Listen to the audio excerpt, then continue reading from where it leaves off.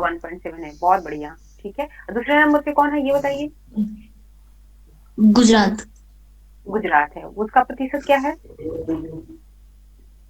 2.4, नहीं नहीं, two 2.2। Two two point two point two ये जो प्रतिशत आप बता रही हैं, ये किस चीज को डिनोट कर रहा है? ये मतलब वो शहरी क्षेत्र में जो श्रम एवं रोजगार मंत्रालय के द्वारा किया गया है, कितना प्रतिशत हाँ। कम है बेरोजगारी दर। ये बेरोजगारों की संख्या डिनोट कर रहा है, जो आप प्रतिशत के रूप में बता रही हैं। ठीक है, इसका जी। मतलब कि मात्र 2.2% लोग जो हैं दिल्ली में वो बेरोजगार हैं, और बाकी जितने भी श्रम शक्ति है वहां पे सबको रोजगार मिला हुआ है। ठीक है, तो ये बेरोजगारी को दिखा रहा है जो श्रम शक्ति के मामले में। ठीक है, फिर ये बताइए कि अभी एक कैंसर की दवा बनाने के लिए भारतीय मसालों का यूज करने का पेटेंट कराया गया है किसी आईआईटी के द्वारा, तो वो कौन सी संस्थान है? आईआईटी मद्रास। आईआईटी मद्रास, बहुत बढ़िया। ये भी इम्पोर्टेंट है, पहला इस तरह का कैंसर बनाने का जो दवा है जिसके लिए पेटेंट कराए हैं ये लोग, तो इसकी चर्चा वर्ल्ड लेवल पे हुई है, और वर्ल्ड के मीडिया ने कवर किया है इसको, तो इसको याद रखिएगा, क्वेश्चन बनने की संभावना है यहाँ पे। और वो रिपोर्ट और ये दोनों बहुत इंपॉर्टेंट है। और तो ये बताइए। 2028 तक शायद मैम हाँ, बहुत बढ़िया, वो 2028 तक उपलब्ध ये हो मार्केट जाएगी। में आ जाएगी दवा। चलिए, आप जी। पढ़ी हुई हैं बहुत। बताइए, एनसीआरबी का रिपोर्ट आया हुआ था, उसमें वो लोग बताए थे कुछ दुष्कर्म पे, जो हिरासत में दुष्कर्म होता है उस पे कुछ रिपोर्ट उन्होंने पब्लिश किया था, तो ये बताइए 2017 से 22 के बीच में हिरासत में टोटल कितने दुष्कर्म की मामला देखने को मिला है? 278, नहीं 75, सॉरी 75 लोग। 75, 75, हाँ। और सर्वाधिक मामले कहाँ से आए हैं? उत्तर प्रदेश। यूपी से। वहाँ टोटल कितने देखे गए हैं इस टाइम में? 44। 92। 9। Yes ma'am. हाँ, और 43 के साथ छत्तीसगढ़ दूसरे नंबर पे है। ठीक है, यस। और 43 के साथ छत्तीसगढ़ नहीं, सॉरी, एमपी है दूसरे नंबर पे। एमपी। यस भाई स्नेहा, आपके यहाँ बहुत गाना होता है। मैम, ये इधर बगल में शादी हो रहा है क्योंकि तो आपके यहाँ से इतना गीत शादी का आवाज गाती आ है रहा ना। है। यस मैम, शाम होता है गीत गाना स्टार्ट कर देती है। चलिए, बहुत अच्छा है, मजा लीजिए पढ़ाई के साथ गीत का भी। ये बताइए, सुदर्शन सेतु का उद्घाटन पीएम के द्वारा कहाँ किया गया है? सुदर्शन सेतु गुजरात मैम। गुजरात में, बहुत बढ़िया। गुजरात के किस डिस्ट्रिक्ट में हुआ है, और ये किसको किसको जोड़ता है ये? ये वो तो नहीं पता मैम। द्वारका जिला में। इसको याद रखना होगा आपको, क्योंकि क्या केबल पे आधारित इंडिया का सबसे बड़ा ब्रिज है, तो आपको याद रखना होगा। इससे भी क्वेश्चन बन सकता है। और एक मुंबई में जो अटल पथ जो उद्घाटन किए थे पीएम मोदी, खासकर मोदी जिस जिस ब्रिज का उद्घाटन कर रहे हैं उसका आपको ये सारे मतलब उसका कंटेंट आपको याद रखना होगा, छोटा से छोटा बड़ा से बड़ा। ठीक है, तो याद रखिएगा, ये द्वारका जिले में इसका उद्घाटन किया गया है ये मोदी के द्वारा, और ये 25 फरवरी को हुआ है। ठीक है, डेट भी याद रख लेंगे। और ये जो है ये बेट द्वारका द्वीप को ओखला से जोड़ता है, और इसकी लंबाई कितनी है ये बताएं कम से कम। इसका हाँ जी। लंबाई हम्म। दो। 2.32। हाँ, पॉइंट के बाद 32 नहीं बोलते हैं, 32 और बोलते हैं। सॉरी, हाँ यार 32 बोला ठीक है, था तो। हाँ, 32 किलोमीटर, बहुत बढ़िया। ठीक है, ये जो है सबसे लंबा केबल आधारित ब्रिज है, ये तो सबको पता है। ठीक ना? ये बताइए, 5वां जूनियर राष्ट्रीय बेसबॉल चैंपियनशिप का आयोजन कहाँ किया गया था, किस स्टेट में?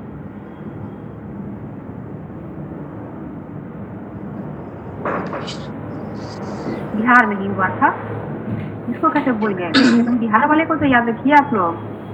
ठीक है, इसका आयोजन पाटलिपुत्र खेल परिसर में किया गया था। और इसके पुरुष वर्ग के विजेता कौन बने, कौन सा स्टेट बना है? बिहार ही उड़ीसा बना है। का। नहीं नहीं, बिहार ही बना है। ठीक है, महिला वर्ग में उड़ीसा है, पुरुष वर्ग में बिहार ही है। कम से कम बिहारी टीम जो टूर्नामेंट जीत रहे हैं राष्ट्रीय लेवल का, तो उसको एक जगह नोट करके आप लोग याद कर लीजिए। और कोई नहीं, ये रिवीजन क्लास पहला है, लेकिन अगला जो संडे को फिर से 1 वीक का होगा, तो उसमें ये शिकायत हम मतलब करने का मौका नहीं दीजिएगा, ठीक है। Okay ma'am. ये बताइए कि अभी 2015 से 23 के बीच निर्यात बास्केट में कुछ जो अमाउंट है निर्यात वस्तुओं का वो ऐड किया गया है, उनकी संख्या कितनी रही है जिनको उस बकेट में ऐड किया गया है?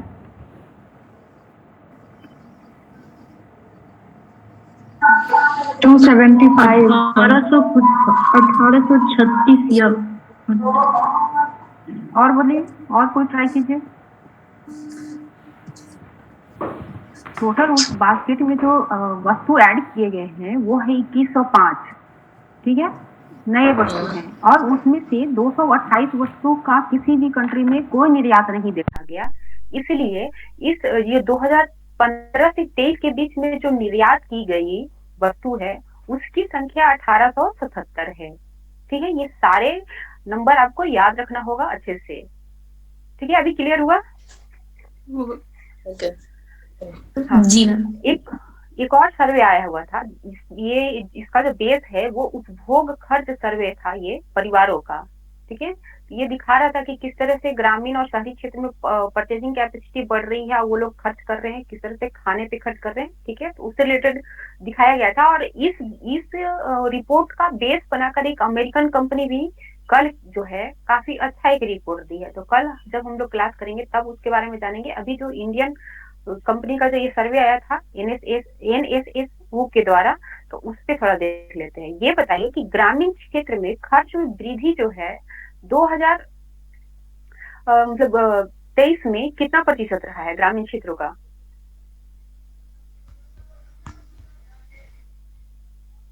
40.4%।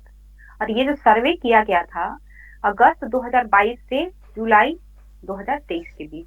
तो याद रखेंगे कि ग्रामीण क्षेत्रों का जो खर्च में वृद्धि प्रतिशत है वो 40.4% और शहरी क्षेत्रों में जो वृद्धि हुई है वो 33.5% हुई है। और ये डेटा को आप लोग इग्नोर करके मत चलिए, डेटा से ही खेलती है बीपीएससी अब, ठीक है।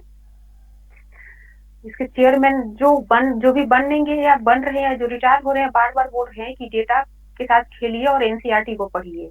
ये दोनों पे आपको फोकस करना होगा, एक एक रिपोर्ट पे, एक एक एनसीईआरटी बुक पे, तभी आप पीटी क्लियर कर पाएंगे, ठीक है। ये बताइए कि ये जो रिपोर्ट आया है जो खर्च को बता रहा है, तो इसमें दोनों क्षेत्र में किस मद पे जो है सर्वाधिक खर्च किया गया, शहरी और ग्रामीण दोनों क्षेत्र में लोगों द्वारा?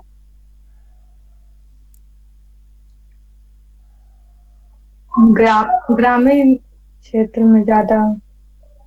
हाँ, ग्रामीण क्षेत्र में खर्च में ज्यादा वृद्धि हुई है। तो आपसे मैं पूछ रही हूँ कि ग्रामीण और शहरी क्षेत्रों में जो है कुछ मतलब हर चीज खरीदने का कैपेसिटी होगा ना। जैसे कोई अनाज खरीद रहा है किसी क्षेत्र में, किसी में वो पेय पदार्थ खरीद रहे हैं ज्यादा, किसी में मनोरंजन पे खर्च कर रहे हैं ज्यादा, ठीक है।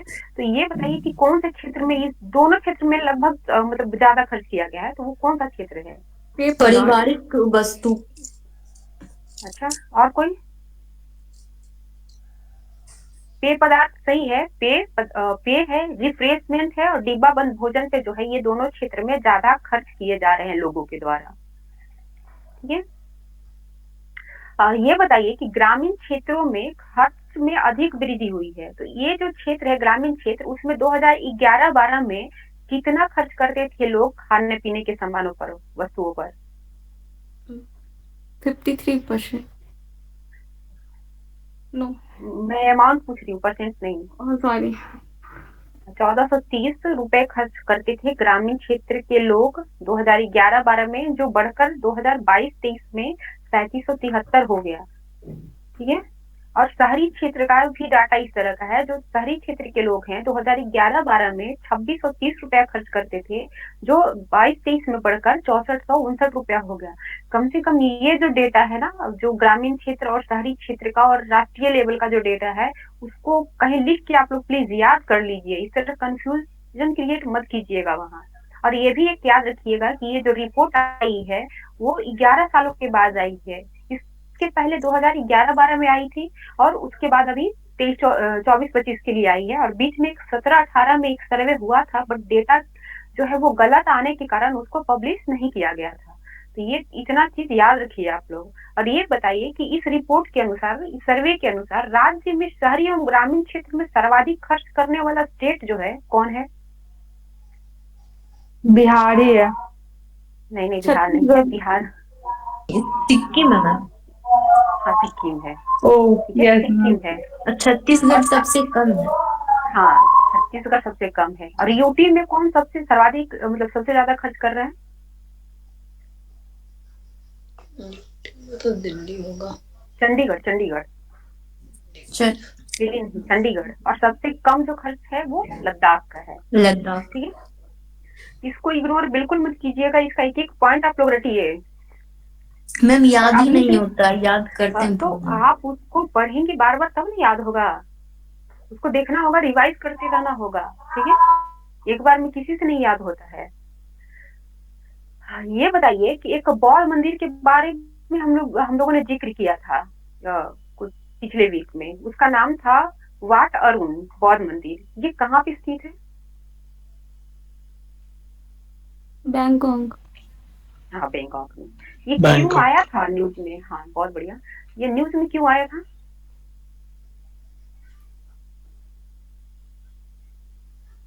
हर मतलब एवरी ईयर यहाँ से जो इंडिया से कुछ बौद्ध अवशेष जाते हैं वहाँ बैंकॉक में। वहाँ की एक मतलब फेस्टिवल है, उस पर वो बौद्ध अवशेष जो है वहाँ के आम पब्लिक के दर्शन के लिए रखा जाता है। तो उसी को लेकर बिहार के राज्यपाल और यहाँ के कुछ मंत्रिमंडल के लोग जो हैं बैंकॉक गए थे। तो बिहार के राज्यपाल के द्वारा ये मंदिर का विजिट किया गया था, जिसके वजह से ये चर्चा में आया था, ठीक है। तो मैम इसलिए 3 इसको दिन के लिए बताया जा रहा है। विजिट किया गया था। हाँ, 3 दिन के लिए किया गया था। और ये बिहार के राज्यपाल लेकर गए थे और वहां पे उन्होंने विजिट किया था, इसलिए इम्पोर्टेंट हो जाता है, क्योंकि बिहार का कोई एग्जाम अगर होता है तो इसके बारे में वो लोग पूछ सकते हैं, ठीक है। अब ये बताइए कि मोबाइल वर्ल्ड कांग्रेस कहाँ पे होगी, उसका आयोजन कहाँ किया जा रहा है? स्पेन में किया जाएगा। पेन। आप लोग पढ़े नहीं है क्या? पिछले 1 वीक का जो हुआ था, कम से कम वीडियो ही देख लेते। सुबह में ही नोटिस दे दिया गया था ना कि आज रिवीजन क्लास होगा 1 वीक का। ये कोई नहीं। ये बताइए, बिहार का एक सेंट्रल यूनिवर्सिटी को यूजीसी के द्वारा श्रेणी 1 का दर्जा दिया गया है, और बिहार में ऐसा दर्जा पाने वाला पहला यूनिवर्सिटी है। क्या नाम है उसका? गया सेंट्रल यूनिवर्सिटी, गया में मैम। हाँ, central university of south Bihar. South. हाँ, नाम ये हुआ और इसका मुख्यालय गया में है, ठीक है। गया में पैसा। ये बताइए कि स्पीड ब्रोकर से बिजली बनाने की पद्धति बिहार के किस इंस्टीट्यूट के द्वारा खोजी गई है?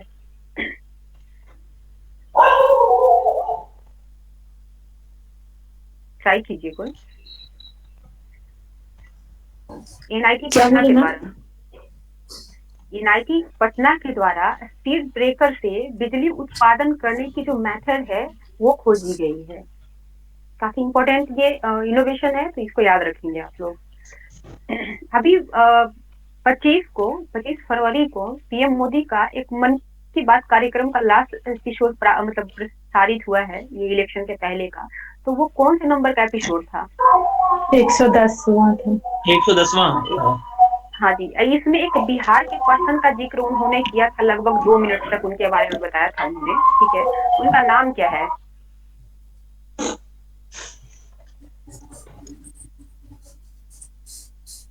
भाई इतने इम्पोर्टेंट पर्सन है, इनका नाम आप लोग कैसे भूल सकते हैं?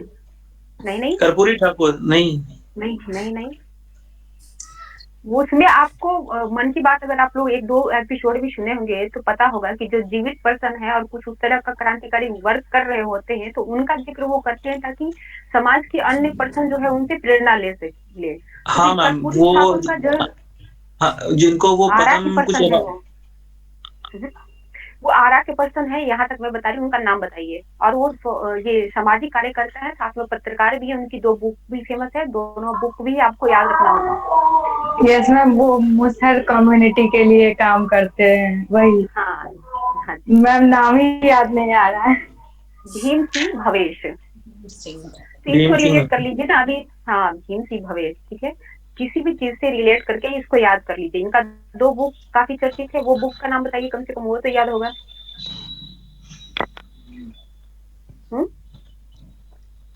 कलकत्ता से कोलकाता, ठीक है, कलकत्ता से कोलकाता, और एक हाशिए पर हशरत, ठीक है, ये दोनों बुक आप याद रखेंगे। हाँ, ये बताइए कि कुछ दिन पहले जो देश के कुछ रेलवे स्टेशन के पुनर्विकास योजना का उद्घाटन पीएम द्वारा किया गया था, तो टोटल कितने रेलवे स्टेशनों का पुनर्विकास किया जा रहा है वर्तमान में?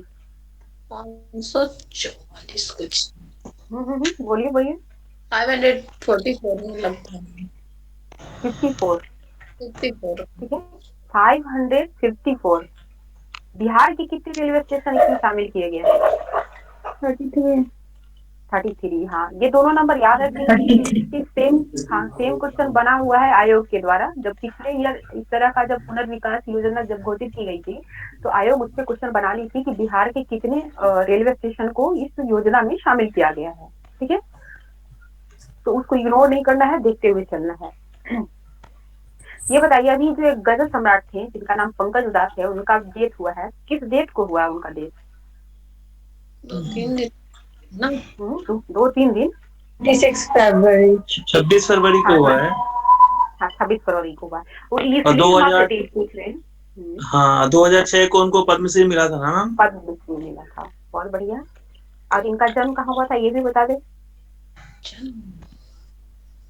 पाकिस्तान, गुजरात में। अच्छा गुजरात में हुआ था। हाँ, गुजरात में। हाँ, गुजरात के राजकोट के थे ये, ठीक है। डेट आपसे इसलिए पूछ रहे हैं कि आरओ का भी अगर आप लोगों ने देखा होगा पेपर, तो उसमें कुछ इसी तरह का क्वेश्चन वो लोग डाले हुए थे, ठीक है, तो उस पैटर्न पे भी आपको तैयारी करना होगा। उसमें वो 4% दे दिए थे, उसमें कोई डेट नहीं लिखा हुआ था, बस उन्होंने बोला था कि इसको असेंडिंग वे में सजाइए, यानी पहले किसकी डेथ हुई है। अगर आप डेट नहीं याद रखेंगे, मंथ याद नहीं रखेंगे, तो फिर वहां पे क्वेश्चन गलत बनने की संभावना है। अब 1% से ये लोग क्वेश्चन मतलब नहीं पूछ रहे हैं, और यूपी को ये लोग फॉलो करते हैं, तो इसलिए बोल रहे हैं कि अब वो डेट वाइज आप याद रखेंगे। कुछ नया पैटर्न देखने को मिला है, तो हो सकता है बीपीएससी भी उस पैटर्न को फॉलो कर ले, ठीक है।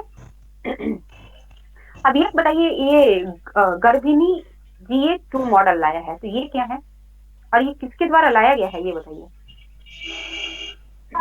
ये फीटस का एज जो है वो बताएगा इस टेक्निक से। हाँ जी।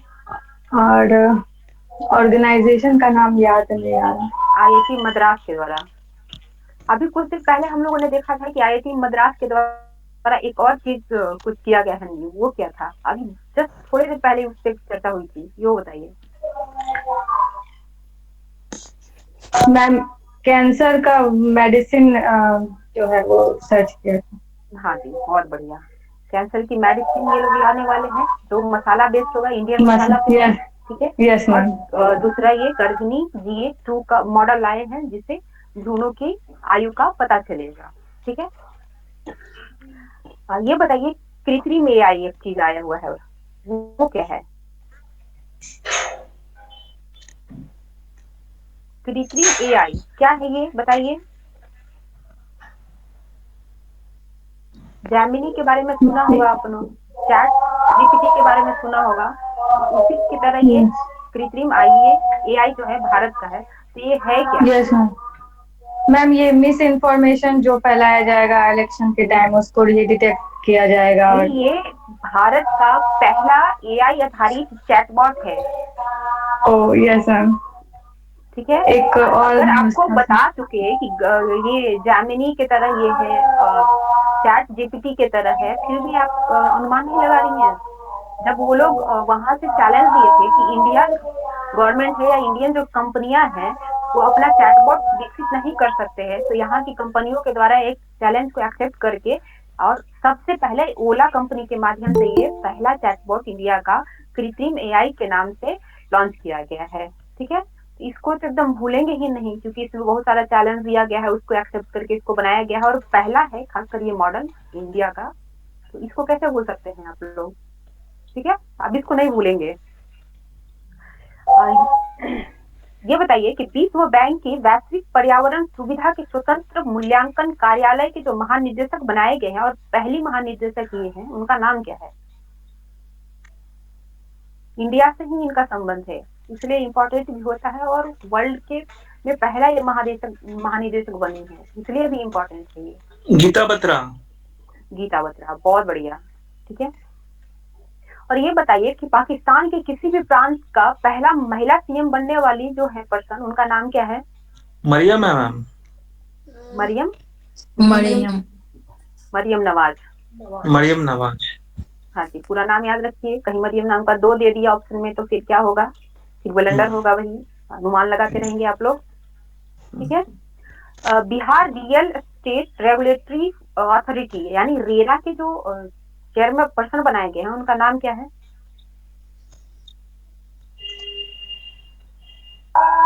सुनील विवेक कुमार। हाँ, विवेक कुमार। ठीक है, हाँ, अब गगनयान काफी फेमस है, जान ही रहे होंगे, क्या है ये गगनयान मिशन? कोई बताइए, अनुमान लगाइए। अनुमान क्या लगाना है, ये तो काफी फेमस है, कंटिन्यू आप लोग पढ़ भी रहे होंगे, तो बताइए है क्या ये? आवाज क्लियर नहीं आ रही। अच्छा, ये बताइए गगनयान मिशन के लिए 4 जो है मतलब अंतरिक्ष यात्री का मतलब नाम जो है पीएम के द्वारा अनाउंस किया गया है। कौन कौन से पर्सन है जिनको इसके ठीक। माध्यम से भेजा जाएगा?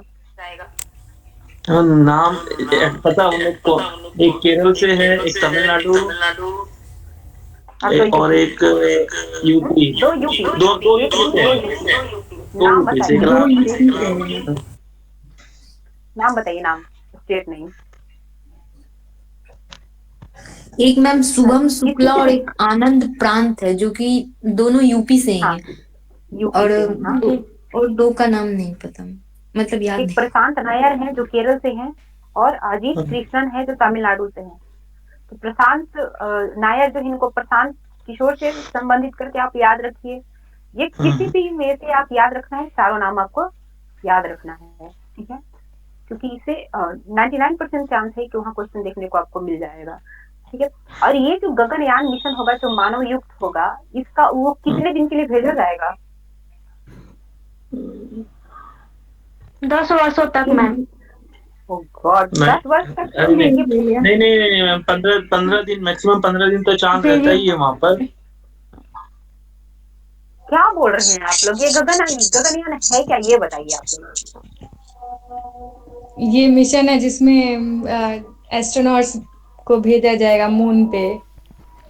मून पे क्यों भेजा जाएगा जब गगनयान है? आपको पता है कि यस सूर्य मैम। से संबंधित ये है, तो आप उसको मून पे कैसे भेज रही है? चंद्रयान है ये? चंद्रयान नहीं है, चंद्रयान थोड़ा अलग हो जाएगा। आर्टिमिस अलग है जो चंद्रमा पे जाएगी, ये गगनयान है। और इसका एक जो है मतलब यान जो है 2 सितंबर 2023 को सक्सेसफुली L1 जो पॉइंट है वहां पे जाके वो अपना वर्क शुरू भी कर दी है। इतना हाईलाइटेड टॉपिक है, फिर भी आप लोग इतना कंफ्यूज कैसे हो सकते हैं? इसमें जो है ये जो अंतरिक्ष यात्री हैं उनको 3 दिन के लिए पृथ्वी से लगभग 400 किलोमीटर ऊपर भेजा जाएगा। वो 3 दिन के लिए ये मिशन है। भाई इससे मेन में भी क्वेश्चन दिखेगा, तो इसको डिटेल से पढ़िए आप लोग, पेपर में जो भी आ रहा है इसका। ठीक है, वनतारा प्रोजेक्ट काफी हाईलाइटेड हुआ था पिछले वीक, क्या है ये? ये एनिमल रेस्क्यू एक इनिशिएटिव है जिसमें मतलब जहाँ पे एनिमल को रेस्क्यू करके वहाँ उसका केयर वगैरह किया जाएगा। हाँ, और ये किसका प्रोजेक्ट है, किस कंपनी का है? ये रिलायंस का है, अनंत अंबानी। रिलायंस का, अनंत अंबानी का है। कहाँ पे चलाया जा रहा है ये प्रोजेक्ट? ये जामनगर। मैम जामनगर में चलाया जा रहा है। गुजरात। हाँ जी। हाँ, ये बताइए कि वर्तमान में इस प्रोजेक्ट के तहत कितने वन्यजीव प्रजातियों को जो है संरक्षण दिया जा रहा है और उनके स्वास्थ्य की देखभाल की जा रही है? 43। कितना? 43। हाँ जी, 43 मैम। हाँ, बहुत बढ़िया। भाई रवीना, आप सही सही बताने लगी हैं अभी। चलिए, बहुत अच्छा कि आप पढ़ रही हैं। ये बताइए कि कितने एथलीटों को, जो पारा एथलीटों को सेंट्रल गवर्नमेंट के द्वारा साई से जोड़कर उनके प्रशिक्षण का विशेष मतलब उनको प्रशिक्षण दिया जाएगा? कितने पैरा एथलीट को?